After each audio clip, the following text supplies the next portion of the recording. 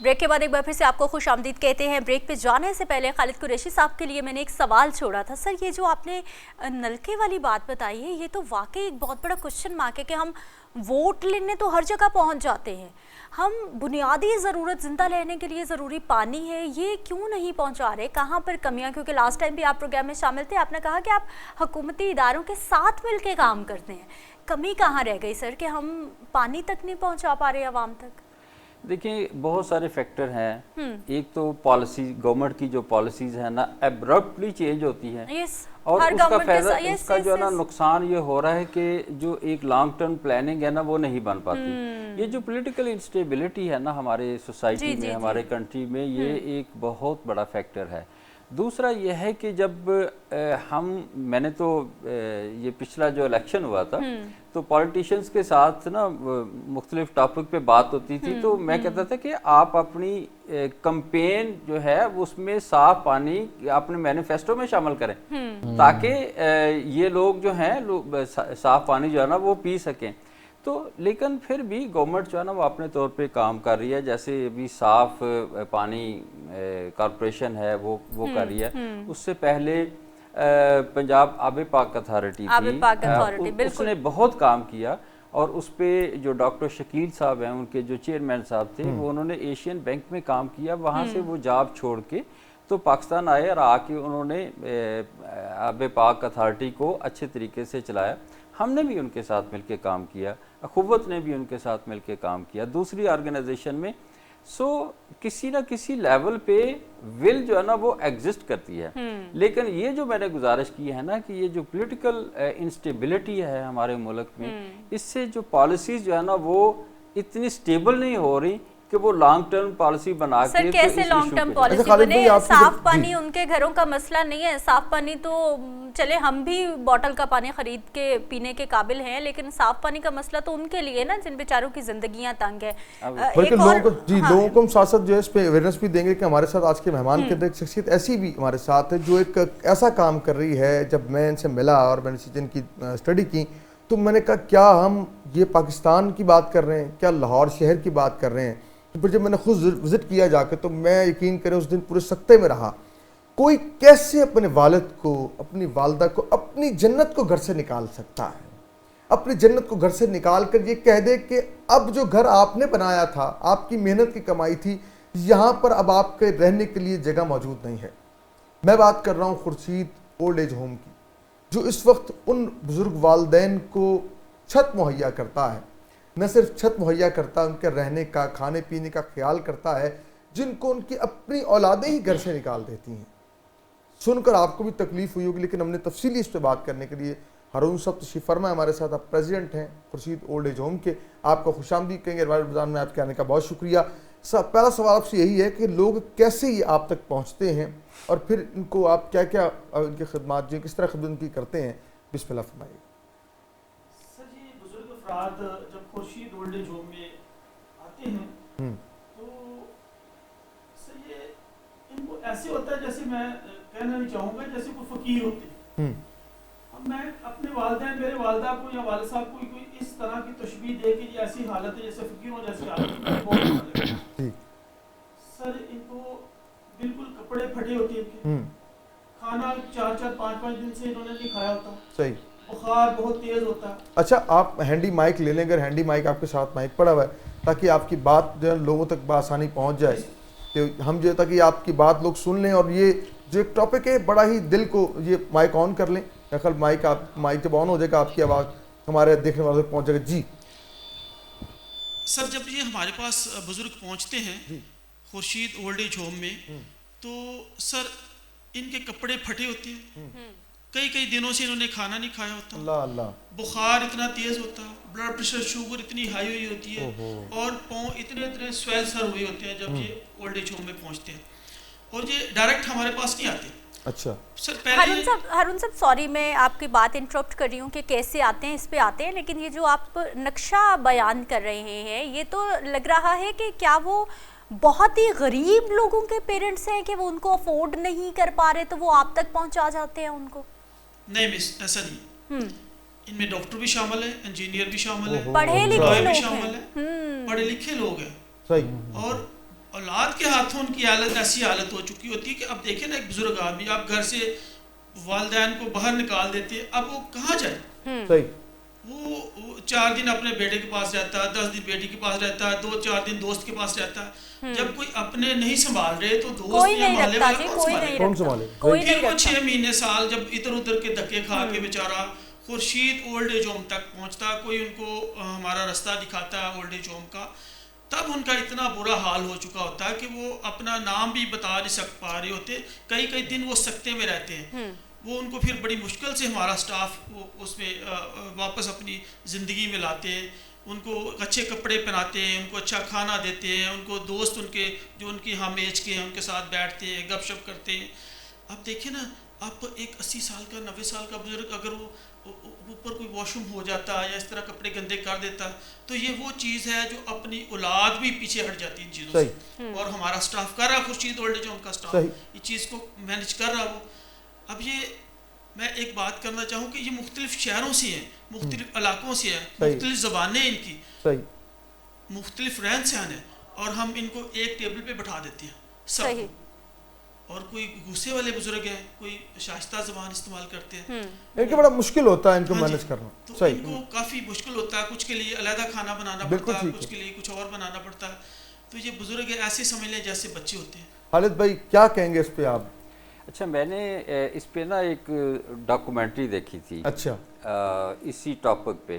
اس پہ میں نے دیکھا کہ بڑے کچھ پازیٹیو پہلو جو ہیں وہ بھی ان جیسے اولڈ ہاؤسز نے جو ہے نا وہ کیے ہیں. لائک انہوں نے بڑی سکرین لگائی.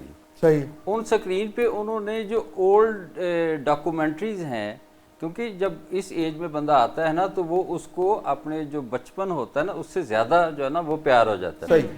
تو وہ اس ایج کی فلمیں, اس ایج کے ڈرامے, اس ایج کی ڈاکومنٹریز یا وہ ایسی انوویٹو چیزیں جو ان کے لیے ایک توجہ کا جو ہے نا وہ باعث ہوتا ہے.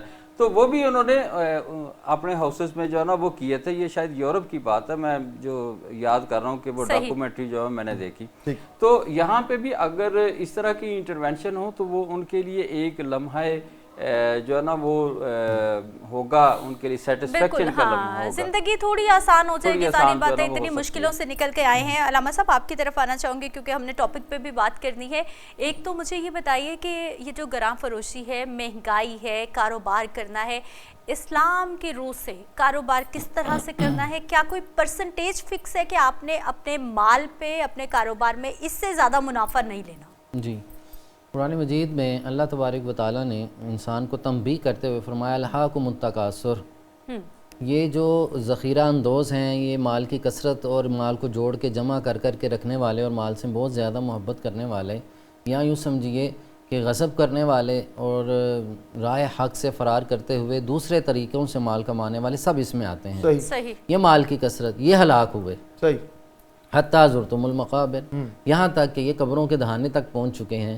اب معنی کیا ہے کہ انسان مال کماتا رہا اور پھر اپنی موت تک پہنچ جاتا ہے. اس کا انجام یہ ہے. دوسری طرف یہ ہے کہ ذخیرہ اندوزی شریعت نے اس کو جائز قرار نہیں دیا, کیونکہ یہ ان لوگوں کا حق تھا جن تک یہ پہنچنا تھا, وہ ان کی حق تلفی ہو رہی ہے, اور حق تلفی کی اجازت اسلام قطعاً نہیں دیتا. ٹھیک ہے. دوسرا یہ کہ ذخیرہ اندوزی منافع خوری کے زمرے میں ہے کہ آپ چیزوں کو سٹور کرتے چلے جا رہے ہیں اور لوگ بھوک سے اور پیاس سے افلاس سے مر رہے ہیں, آپ ان تک نہیں پہنچا رہے.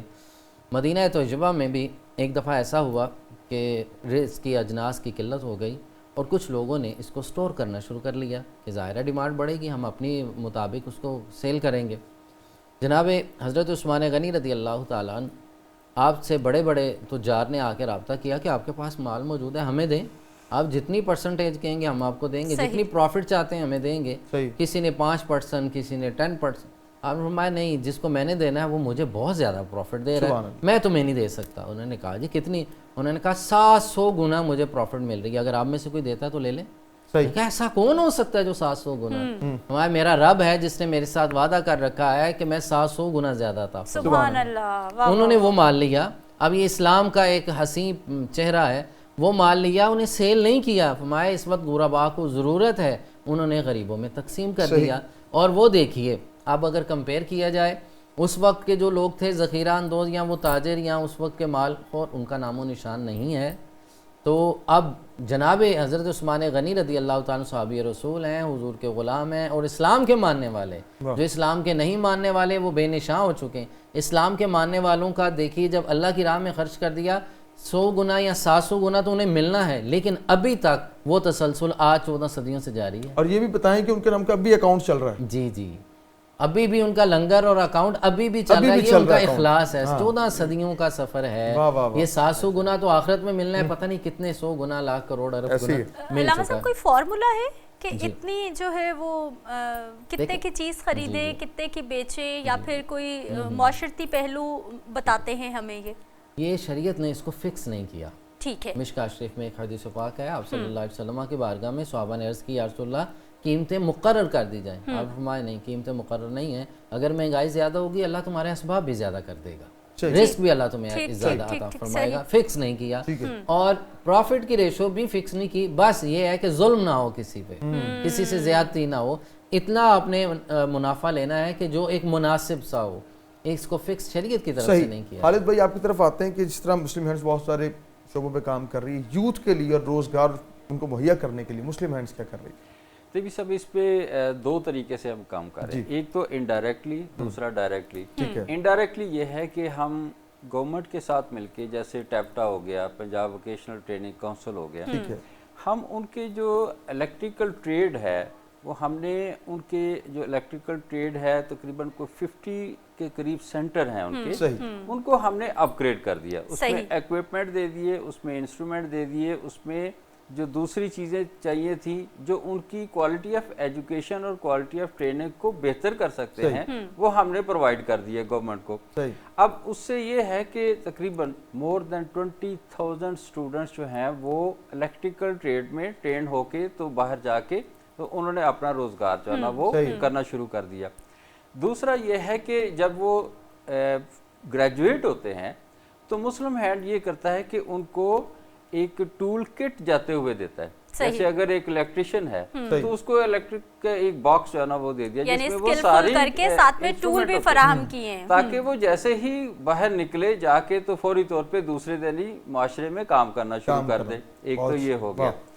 دوسرا یہ ہے کہ مسلم ہینڈ کے اپنے کمپیوٹر اینڈ ٹیکنیکل کالجز ہیں. صحیح. اور اس میں ہم خاص طور پہ یہ کرتے ہیں کہ جو ایک تو ٹریڈیشنل ہوتی ہے نا ایجوکیشن، جی، ہم تھوڑا سا اس میں ایڈوانس طریقے سے، جیسے ابھی اے آئی کا زمانہ ہے تو ہم چھوٹے چھوٹے کورسز جو ہے نا وہ اے آئی کے ان کو کروا رہے ہیں. اسی طرح جو بچیاں ہیں ان کو بجائے اس کے کہ ہم وہ کڑھائی سلائی کا کام کروائیں، ان کو ہم فیشن ڈیزائننگ کے کورسز جو ہے نا وہ کروا رہے ہیں تاکہ یہ بیس، یعنی معاشرے کی جدت کو دیکھتے ہوئے، دنیا کی جدت کو دیکھتے ہوئے آپ ٹریننگ کورس بھی ڈیزائن کر رہے ہیں. ایبویسلی جیسے ہم نے وزیر آباد میں ایک college for science and technology Ayesha کین کے نام سے جو ہے نا وہ بنایا، تو اس کو بنانے سے پہلے ہماری بڑی ڈیپ کنسلٹیشن جو ہے نا وہ ٹیپٹا کے ساتھ ہوئی کہ ہمیں کون سے کورسز ایسے جو ہے نا وہاں پہ انٹروڈیوس کروانے چاہیے.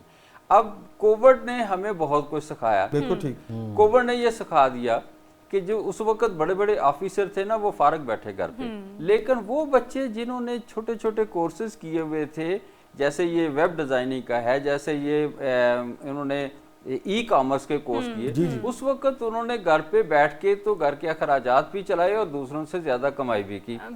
تو اسی ایکسپیرینس کو مد نظر رکھتے ہوئے اور پلس جو اسٹوڈنٹس ہیں، بچے ہیں، ان کے مائنڈ سیٹ کو دیکھتے ہوئے ہم نے چھوٹے چھوٹے کورسز جو ہے نا وہ انٹروڈیوس کروائے ہیں. اس سے یہ ہوتا ہے کہ وہ 3 ماہ کا کورس کرنے کے بعد وہ کسی نہ کسی کام میں جو ہے نا وہ انگیج ہو جاتے ہیں اور وہ انکم کا ذریعہ جو ہے نا وہ بڑھ جاتا ہے. بہت ہی زیادہ اسپیسیفک آپ سلیبس پڑھا رہے ہیں جو ان کی پریکٹیکل لائف میں ان کو کام آ سکے. ہارون صاحب آپ کی طرف آنا چاہوں گی. آپ اولڈ ایج ہوم سے آپ کا تعلق ہے, آپ بات کریں کیا یہ جو پیرنٹس آپ تک پہنچ جاتے ہیں, آپ کے ادارے میں پہنچ جاتے ہیں, ان کے بچے پھر ان کو خرچہ بھیجتے ہیں, فون کرتے ہیں, رابطہ کرتے ہیں, سال بعد ملنے آتے ہیں, کیا ہوتا ہے عمومی طور پر؟ ان کے بچے تو ان کو بالکل کبھی ملنے نہیں آتے, کبھی بھی نہیں آتے, کبھی بھی نہیں, ٹیلی فون تک نہیں کرتے. 3-3 4-4 سال سے بزرگ خورشید اولڈ ایج ہوم میں رہ رہے ہیں, مگر کبھی ان کا ٹیلی فون بھی نہیں آیا. کبھی ان کے بھائی بہنوں کا ٹیلی فون بھی نہیں آیا, کبھی ان کا کوئی رشتہ دار ملنے ہی نہیں آیا. وہ اس لیے نہیں آتے کہ شاید ہم لوگ وہاں جائیں ملنے کے لیے اور بزرگ ہمارے کہیں کہ ہمیں ساتھ لے کے جائیں.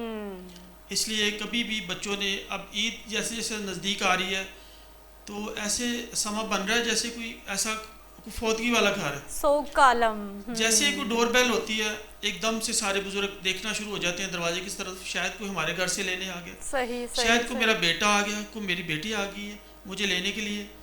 جن کے لیے میں نے اتنا کچھ کیا ہے وہ سوچتے رہتے ہیں کہ یار میں نے ان کو اتنا اپنی مرضی کے کھلونے لے کے دیے, مرضی کے اسکول میں ایڈمٹ کروایا, مرضی کے ان کو کپڑے لے کے دیے, مرضی کے ان کو اپنے گھر کی ساری ڈیکوریشن لگا کے دی, مگر اس کے باوجود یہ ہوا کیا, مجھ سے کون سی ایسی غلطی ہو گئی ہے کہ میرے جو بچے ہیں وہ مجھے اپنے ہاتھوں سے اپنی زبان سے مجھے کہہ رہے ہیں کہ پاپا آپ گھر سے باہر چلے جائیں.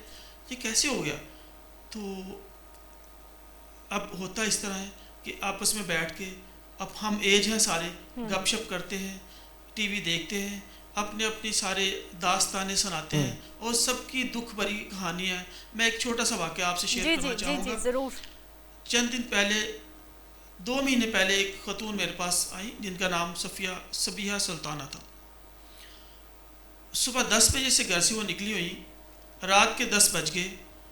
وہ پہلے اپنی بہن کے گھر گئی بحریہ ٹاؤن, پھر فیروز پور روڈ پہ گئی دوسری بہن کے گھر, پھر اپنی بیٹوں کے گھر گئی, پھر اپنے بھائی کے گھر گئی.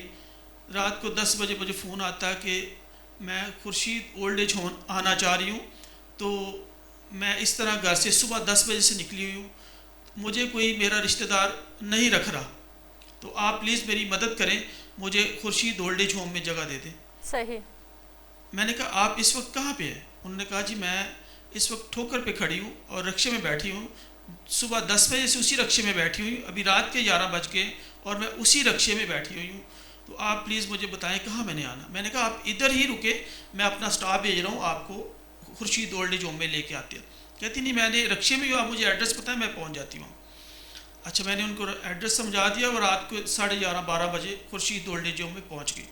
جب ان کو ہم نے رکشے سے اتارا تو ان کے اتنے موٹے پاؤں سویل ہوئے تھے, اتنے سویل ہوئے تھے پاؤں, اور ان سے اترا نہیں جا رہا تھا. 4 لوگوں نے پکڑ کے ان کو رکشے سے اتارا, تو بلڈ پریشر ان کو, شوگر ان کو, گردوں کا مسئلہ ان کو, یورین کا مسئلہ ان کو. جب ہم ان کو بیڈ پہ لٹایا تو پوچھا کہ آپ کس حالت میں ہو؟ کہتی میں نے اپنے ہر رشتہ دار کے پاس گئی ہوں اور مجھے کوئی نہیں لے رہا. تو پھر مجھے آپ کا کسی نے بتایا کہ خورشید اولڈ ایج ہوم میں آپ جائیں, وہاں پہ آپ کو رکھ لیں گے. تو جب ہم نے ان کو ڈاکٹر کو چیک اپ کروایا, ان کی ٹریٹمنٹ کی. ہوتا ہے اس طرح کہ یہ جو دوائیاں لے رہے ہوتے ہیں ان کا بھی نہیں ہمیں پتہ ہوتا کہ یہ کون سی میڈیسن کھا رہے ہوتے ہیں, ہمیں دوبارہ سے سارے ٹیسٹ کروانے پڑتے ہیں. کوئی ان کو بتانے والے نہیں ہوتا کہ ہمیں یہ دوائی میرے پاپا لے رہے ہیں, میری ماما یہ دوائی لے رہی ہے, تو آپ یہ ٹریٹمنٹ ان کی شروع کر دیں. صحیح. اچھا 2 ہفتے پہلے وہی خاتون کہتی ہے کہ میں چاہتی ہوں کہ میرے بچے میرا جنازہ اٹھائیں, میں اپنے گھر جانا چاہتی ہوں, تو آپ پلیز میرے گھر جانے کا انتظام کر دیں. ہم نے ان سے بتایا کہ آپ پلیز نہ جائیں, جنہوں نے آپ کو اتنے سالوں سے گھر سے باہر نکالا ہوا, تو آپ ان کے یہاں کیوں جا رہی؟ کہتی نہیں میں چاہتی ہوں میرا جو جنازہ میرے بیٹے اٹھائیں. اچھا ہم نے ان کے جانے کا انتظام کیا, ان کو سارا گاڑی وغیرہ ارینج کی, ان کے لیے اسٹاف ارینج کیا. اچھا وہ لے گئے ان کے گھر. ان کے بیٹے نے کہیں باہر سے دیکھ لیا کہ میری ماما آ گئی ہے, تو انہوں نے دروازے کو تالا لگا دیا. اچھا جب وہ تالا لگا دیا تو وہ کہتی ہے میرا بیٹا تالا لگا رہا ہے, اس سے پوچھو کیوں لگا رہا. جلدی سے وہ گاڑی سے ہم نے اسے اتارا. وہ کہتا میں نے اس خاتون کو اپنے گھر نہیں لینا. اللہ. اچھا